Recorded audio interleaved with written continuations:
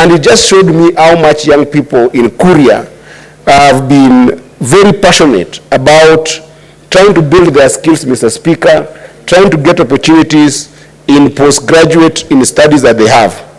But yet, Mr. Speaker, these young people cannot get employment because of, one, the issue of professional bodies making it prohibitive for them to actually be able to even go through a simple examination as what we are seeing with Human Resource Management Professional Examination Board.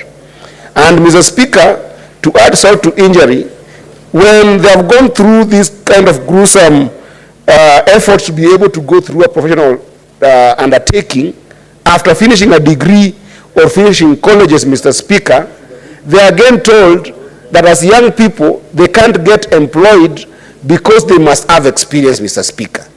What is this experience that somebody can get from classroom that they need when they get to workplace, Mr. Speaker? And today, I'm very sad for the youth of Kenya because this prohibitive and exploitative kind of organization that make it difficult for young people in this country to thrive, make them never to start their life properly, Mr. Speaker. If I was needed to have an experience, Mr. Speaker, to come to this house as a senator and as a young person who had come from college, Mr. Speaker, probably my well-meaning and industry in this house could not have been noticed, Mr. Speaker.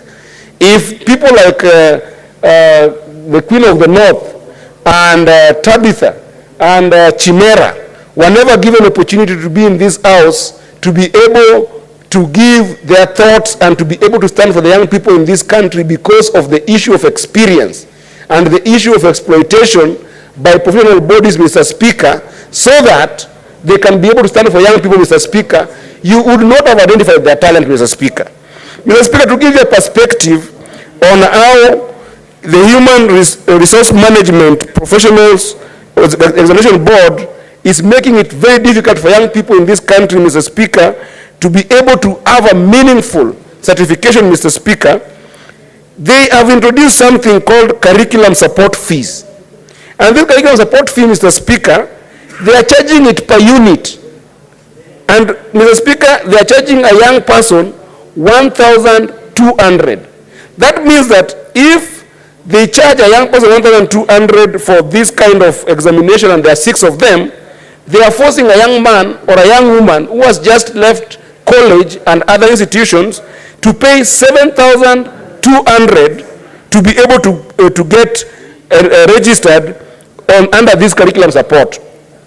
And as if that is not enough, Mr. Speaker, they have also gone ahead and introduced something they are calling exams fee. Mr. Speaker, from the colleges that we have been in and from the institutions that we have been in, exam fee is paid as a lump sum for an institution.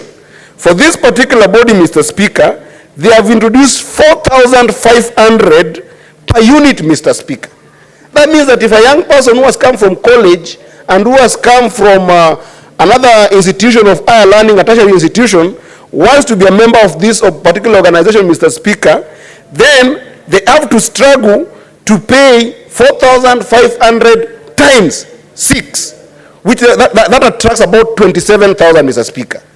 Again, as if that is not enough, Mr. Speaker, they have introduced something they are calling here administration fees of 2,500. And this administration fee, Mr. Speaker, an admin fee cannot be paid per unit. An admin fee, Mr. Speaker, is paid to an institution as a whole. And Mr. Speaker, if you have introduced another 2,500 on this unit, Mr. Speaker, it means that a young person has to struggle again and pay 15,000, Mr. Speaker. Mr. Speaker, if you go to a tertiary institution like, let's say, you go and you have studied some technical skills, Mr. Speaker, in NITA, you will have paid 100,000, Mr. Speaker. And then you come to this institution that is just a professional body, then you are required to pay 49,500 as a young person to be a member of that professional body, Mr. Speaker. What are we doing to young people in this country, Mr. Speaker? I hope that the minister in charge of labor and social welfare in this country, Mr. Speaker, will take this very seriously. In fact, this entire board should be sanctioned. because this is an exploitation for young people that makes it completely prohibitive. This is the board called Human Resource Management Professionals Examination Board. It is not fair to young people to go through higher institutions of learning, go through colleges, go through tertiary education, and then when you come back, you are being again prohibited from joining these professional bodies because of exorbitant fees. And then, once you've gone through this, Mr. Speaker, you've paid them all this money, they are not even giving you after service services. You know, if you're taking all this money, Mr. Speaker, ordinarily you should give them after services. You know, after where you make sure that at least you help them get placements in jobs, Mr. Speaker. You have paid all this money, then again you're being told, go and tarmac now, Mr. Speaker, as a young person. And then you get to these jobs, Mr. Speaker, you're told as a young person, you don't have experience. You don't have experience. You have gone through NITA. You have gone through Kenya School of Mass Communication. You have gone through again this professional body, Mr. Speaker, spent your entire savings in it, and then a young man is left out to die, Mr. Speaker, without a job. And then we wonder why crime rates have increased in Nairobi, in Mombasa. We are seeing things like drugs among young people. It is because of this frustration, Mr. Speaker. This is what I hope that even the government of the day should actually be able to see, because the hustler nation, from where majority comes from and from where my brother Senator of Nandi comes from, Mr. Speaker, today if you look at the rate of stress and depression-related deaths in those places, it is skyrocketing to 11% in Eldoret. It is skyrocketing to 7% in Kisumu, Mr. Speaker. It is going to about 15% in places like Nairobi, because these young people don't have opportunities for jobs and they're being frustrated, Mr. Speaker. I rest on that, and I make a very small comment on the issue of accidents, Mr. Speaker, that we have seen in this country, that even claimed again the life of comrades from Kenyatta University, Mr. Speaker. What is the point of order, Senator Chirange? Mr. Speaker, is it I rise under Constitution on the right to dignity, human dignity, Article 28, and also Article 27, Mr. Speaker, on equality and freedom from discrimination. Is it in order, Mr. Speaker, for the senator from Nyatike, or sorry, from Migori, Mr. Speaker, County, to allege myself, the majority leader, and yours truly, that where we come from, there is high stress levels for young people, and that's, Mr. Speaker, yet this is a national problem. Is it in order to discriminate and abuse the dignity of the people we represent in this house, Mr. Speaker? Is it in order, Mr. Speaker? While we know where it comes from is more worse, Mr. Speaker. I can give the poverty index levels that there was there, Mr. Speaker. Senator oh, sorry. No, you can have your seat. Senator Eddy Oketch, unless you have the data, Yes. you may have to proceed to withdraw that statement. Mr. Speaker, I have the data of stress and depression levels in Eldoret and all other places in this country, Mr. Speaker. And I think that You may now proceed to table the statement. Senator Eddy, Mr. Speaker, if you give me time, I will get you the data, because right now I'm telling you what is in my head. Order, honorable senators. Senator Eddy, yes, Mr. Speaker. Proceed to table the data. Mr. Speaker, if you give me time, I can prepare for you that and then bring it tomorrow. Very well. Or on Tuesday. You will substantiate tomorrow. But Mr. Speaker, there is a context that was misrepresented by Senator Cherargei.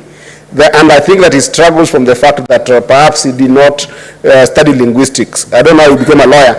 Mr. Speaker, I said, for example, Eldoret, Kisumu, Nairobi. I could not be able to mention all these towns, Mr. Speaker. Senator Eddy, stop eating into your time. Proceed to conclude your statement. Mr. Speaker, I want to conclude by saying that the issue of accident in this country, Mr. Speaker, that actually even claimed the lives of 11 students from KU, again, struggling young people in this country who are comrades, who should not die without seeing their dreams come true, Mr. Speaker. I think that it should be declared a national emergency. And these are my reasons, Mr. Speaker. In 2020 and 2021, Mr. Speaker, the number of lives that we lost during COVID was 5,668. And I hope Chalagay can be able to fact check on that as well. But Mr. Speaker, if we had COVID and we declared a national emergency on COVID issues in this country for over 2.5 years, Mr. Speaker, and we had 5,668 deaths. You remember 2007 elections, Mr. Speaker, when things were heated in this country, we lost about 1,000 lives, Mr. Speaker. Yet we have got people dying on our roads on an average of 4,628 every year, Mr. Speaker.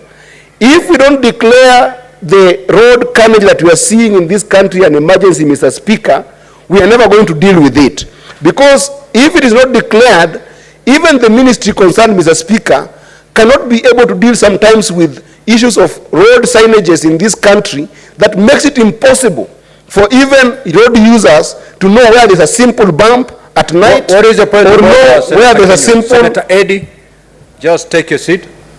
Yes, Senator Kenya, proceed with the point of order. Mr. Speaker, I'm wondering, because it's just a statement, I'm wondering whether Eddy is debating the statement. I thought just to make his comment.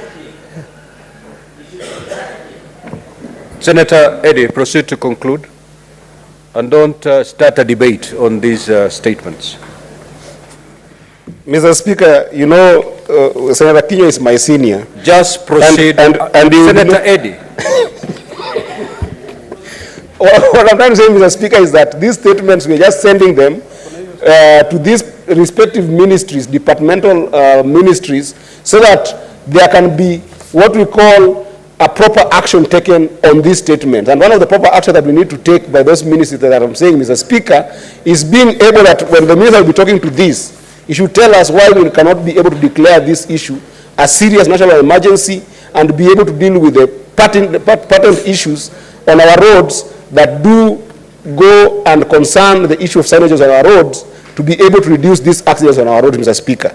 And therefore, I support these two statements wholeheartedly because they are costing so much lives, and mostly, the most affected people tend to be young people, Mr. Speaker, who should be able to see their dreams come true in this country. I thank you, Mr. Speaker.